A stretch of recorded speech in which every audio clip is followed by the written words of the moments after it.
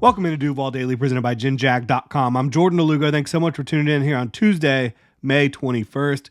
PFF, Pro Football Focus, they just dropped their top 25 players under 25.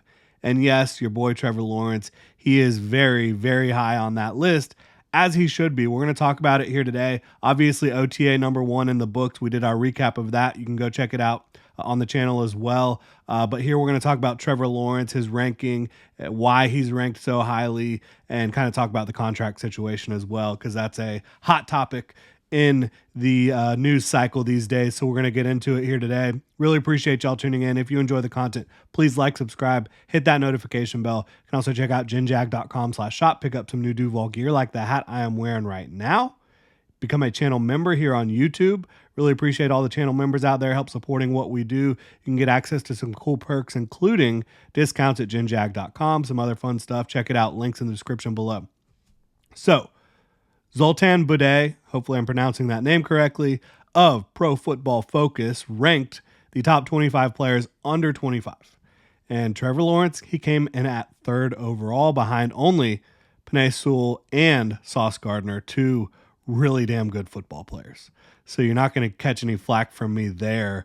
Obviously, quarterback is the more important position out of tackle and corner, the position that can elevate the team the most. But I get, if you're just ranking players, how good they are at their position specifically, why you would have Sewell and Sauce Gardner ahead of Trevor Lawrence. So Zoltan wrote, many might call Lawrence's 2023 season a disappointment, especially considering preseason expectations.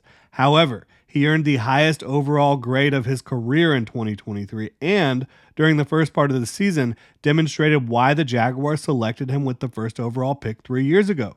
Lawrence's 88.1 overall grade after 13 weeks last year ranked 5th among all quarterbacks in the NFL. So he's absolutely right. When Trevor Lawrence was healthy in 2023, he was awesome. That was following up what he did in 2022, which was literally leading his team to the playoffs after a really rough start. He put the team on his back down the stretch. He put on the Superman cape. They had some insanely explosive offensive performances, maybe the coolest comeback in the playoffs ever, right? If you were at that game, I mean, you know how awesome that was, right? And he did enough to put the Jaguars in position to beat the Chiefs in Arrowhead in the playoffs in January. Some issues happened around him a little bit there. But Trevor Lawrence's playmaking, it's insane. He's awesome within the pocket, great outside the pocket, can run the football for you as well. One of, if not the best deep passers in football in 2023. He was awesome throwing the football down the field.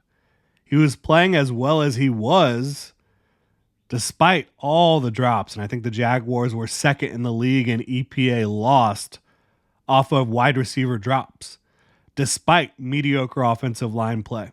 Because look, the Jaguars offensive line, it was not atrocious early in the season. Before all the injuries kind of took place on the left side, it was okay. But Tyler Shatley was not playing great football at left guard. Luke Fortner certainly was not playing great football at center. Walker Little, before he got injured, he was playing well at left tackle. And then Cam Robinson, obviously, when he came back. And on the right side, I think things were going well, especially in pass protection. But you had 2 of your 5 offensive linemen playing subpar, even before the injuries kind of took place. This is despite all the times where receivers were in the wrong place at the wrong time. Not going to name any names, but we all saw that last year quite often. And despite not having any consistency in the run game. I know people want to blame a lot of what happened last year on Press Taylor. To me, it was much more about the offensive line play, injuries, than it was about Press Taylor. I think that the play on the field is what limited Press Taylor as a play caller more than anything else. I still think Doug Peterson should be the play caller, and I think he will be at least a lot more hands-on in 2024 than he was in 2023. Part of that is I don't think he has to babysit on defense anymore.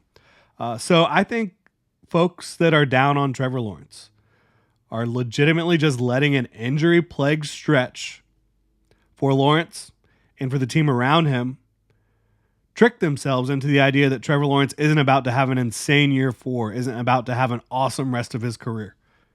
Because everything you've seen on the field,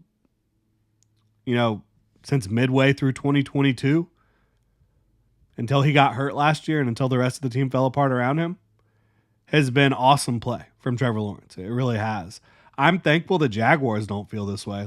I'm thankful the Jaguars aren't sitting here saying, well, he really needs to prove it. This dude has proved it. He has been an elevator for the team around him. The Jaguars roster in 2022 probably did not look like a roster that should have taken the Chiefs to the brink, but they did. Mostly because Trevor Lawrence was awesome, right? He's about to get paid over $50 million per year this offseason. Jeremy Fowler reported that he is going to get paid, above the $50 million per year threshold. He's probably going to be maybe the next quarterback that gets a big contract. And boy, does he deserve it. He absolutely does. I know folks get nervous, after the rookie contract for quarterbacks, it's harder to build a winner around them from a salary cap standpoint. But the beauty of the Jaguars situation with having a franchise quarterback, with having to pay that franchise quarterback, is that the Jaguars owner, Shad Khan, who gets a lot of flack, sometimes fair, will allow the front office, will allow Trent Baalke and Ethan Wall and the rest of that front office to restructure and move money around on Trevor Lawrence every single offseason. Because Shad Khan's checkbook is always open for the Jacksonville Jaguars, off the field and on the field. And it'll be a good idea to move money around because you want Lawrence here long term. It gets sketchy when you're moving money around and massaging the cap every year when you're doing it for players that you're probably not going to have in a couple years. But when you're doing it for a star, for a franchise quarterback that you want to be playing here for the next 10 plus years, that's when it makes sense. And that's when you can really build around your quarterback. You've seen the Chiefs do it. You've seen other teams do it that are willing to move money around pretty much every offseason for the quarterback. They can still sign the guys they need. Now, you obviously have to draft well. And I think Trent Baalke, outside of the first round, it's still kind of TBD how well he's drafted. He's definitely had some hits. 2021 was a fantastic draft class overall, in my opinion. I think 2022, 2023, 2024, they have a lot to prove, but there's guys that have talent that can prove that Trent Baalke's done a decent job drafting. We'll see how it plays out. Now, I have seen some suggest, I know Dan Orlovsky was talking about it, Trevor Lawrence should wait until after the 2024 season for a new deal. And he certainly could earn more. I think if he waited till after the season, he'd probably be making over $60 million per year. But I believe he's already going to be in the $55 million range. There's no way you can tell me that that Trevor Lawrence should not get the payday that Jared Goff just got. I think he's going to be in the Joe Burrow, range, around $55 million per year with an insane amount of guarantees. So why not just get it done now? And even though you could analyze it that way and say he should wait, it seems like Trevor Lawrence wants to get the deal done. It seems like his representation wants to get the deal done. Trent Baalke wants the deal done. Doug Peterson talked about it yesterday. He wants the deal done so everybody can just move on and play football and not have that hanging over them. So yeah, the Jags want to get it done. Trevor Lawrence wants to get it done. I love it. Now, I still don't think Trent Baalke's process is always sound. We've talked about that a lot. I still don't know that he can build a real Super Bowl caliber roster around Trevor Lawrence again once the limitations start after a rookie contract is over. But I wouldn't put it past Trevor Lawrence carrying a good overall roster all the way to the game in February. I really would not. And Trent Baalke, again, despite some process issues in my opinion, he has put together a good roster. Credit where it's due. The results overall are good. This is a good roster.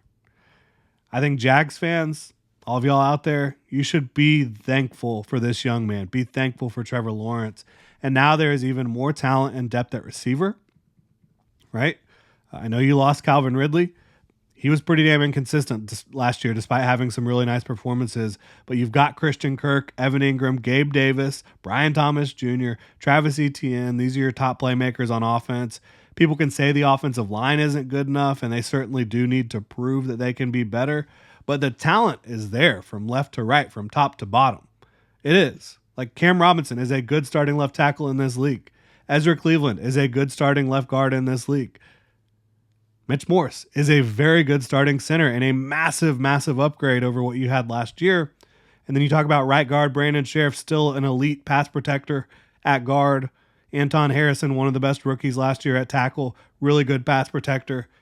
And then the depth, they love Cooper Hodges. They brought back Tyler Shatley. I think Javon Foster is good depth at tackle. Walker Little is good, really good depth at tackle. Like that's a starting caliber player from what you've seen when he's on the field. And then you talk about the fact that I think Walker Little can also potentially play guard for you when healthy if there are injuries on the interior.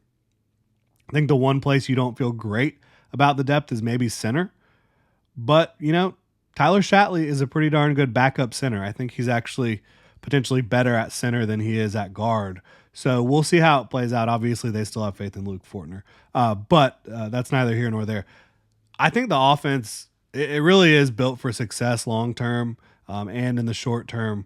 We're going to see how it plays out for the Jaguars. But again, I think Doug Peterson's going to be more hands-on. I think Trevor Lawrence is in line for a big season. And the defense is a lot more talented as well. I think the questions on defense are edge depth and is the top-end talent there at cornerback to really compete down the stretch, in late January, early February.